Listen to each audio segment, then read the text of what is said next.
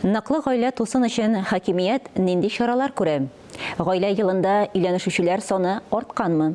Әлеге һәм башка сорауларга җавап бирү өчен без бүген студияга Татарстан Республикасының Министрлар Кабинеты каршындагы гражданлык хәле актларын теркәү идарәсенең бүлек җитәкчесе Зилә Хөснетдинованы чакырдык.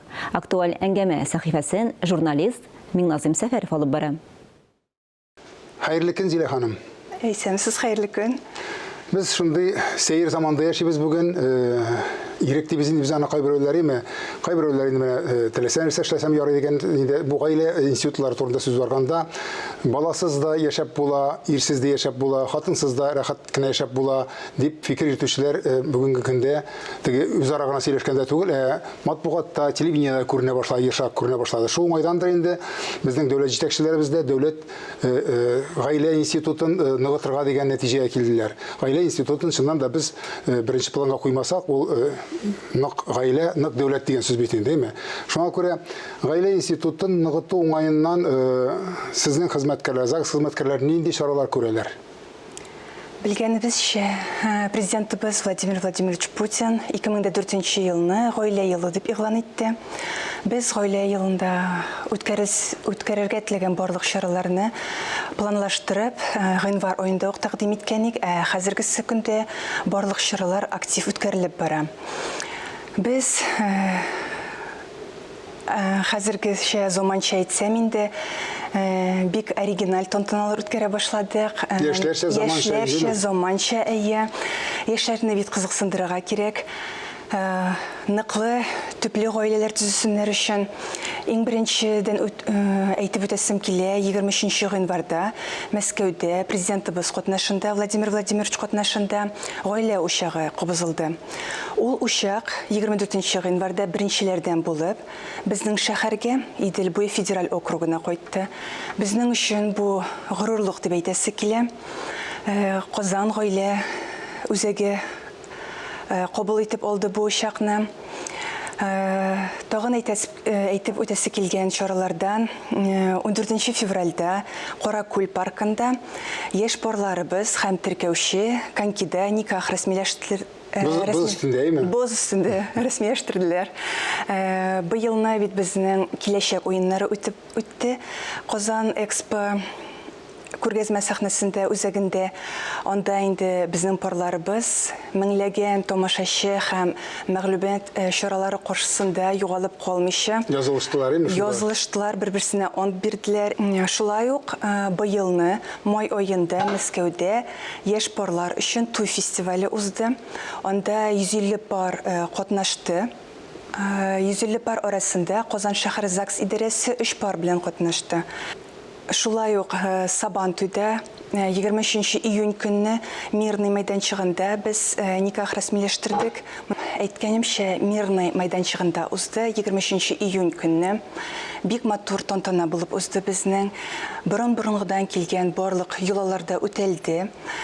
Әниләр күңеле һәм йөрәге генә теләй ала торган теләкләр белән җәелгән ап-ак сөлгеләргә басып яңа тормышка яшь парларыбыз аяк басты.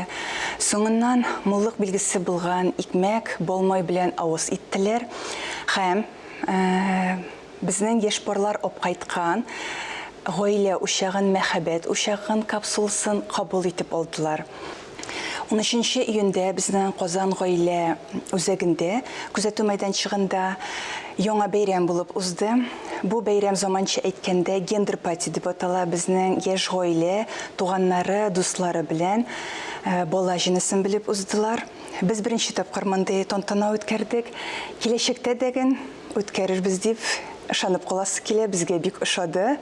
Һәм сөйләп үтәсе килә, 6 июльдә зур гаилә яллары кысасында үтә торган бәйрәмне ул безнең партнерларыбыз мәйданчыгы Туган авылымда булып үтә. 12 гаилә безнең мәхәббәт һәм тугрылык медаленә ия булачак. Шулай ук 2 яшь пар безнең туй юлаларын күрсәтеп үтәчәкләр. Барысы дагы Туган авылым мәйданчыгында. Барыгызны чакырып калабыз. 8 июль гаилә мәхәббәт һәм тугрылык көне. Моңа багышлап инде безнең бик күп чаралар үткәрелә. Бу көндә никахларын теркәүчеләр, рәсмиләштерүчеләр бик күп.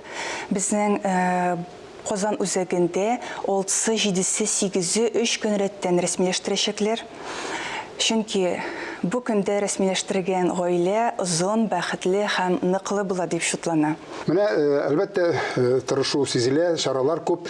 Сез әйтә аласызмы, былтыргы белән чагыштырганда быелмы, яки анда 3нче ел белән чагыштырганда былтырмы никахны теркәү чыраклары кимүгә барамы, артуга барамы? Менә шундый чаралар күргән өстеннән дип әйтәбез инде. Әгәр дә без быелны гына алсак тагын, хәзерге цифрлар буенча никах рәсмиләштерү артып бара, Аллага шөкер, аерылышулар кими. Иншалла. Без бик шатбыз. Иншалла. Дөрес якта эшлибез. Димәк, нәтиҗә бирә дигән сүз инде чаралар инде. Әйе, тырышабыз. Безнең бит мондый чаралардан башка мәктәпләрдә, уку йортларында, колледжларда гаилә белем дәресләре үткәрелеп бара. Шулай ук без өлкән буыннарны да онытмыйбыз. Алар безнең өчен үрнәк булып торалар. Һәм күп буынлы, күп балалы гаиләләрне Казан шәһәре ЗАГС идарәсе бүлекләре гел чакырып, бәйрәм тантаналар үткәреп, хөрмәтләп торалар. Рәхмәт. Яшьләребез колагына гына түгел, гаилә корып яшәүчеләр дә гаиләнең асылы нәрсәдә икәнлеген яшьләргә, балаларга, оныкларга аңлатыр дип уйларга кирәктер. Чөнки чыннан да нык гаилә булганда гына ныклы дәүләт була дигән сүз. Шулай. Алга таба бергәләп эшләргә насыйп булсын. Шулай булсын, рәхмәт бик зур. Татарстаныбыз гөрләп чәчәк атсын, бәхетле гаиләләр артып торсын, имән еллар булсын. Амин.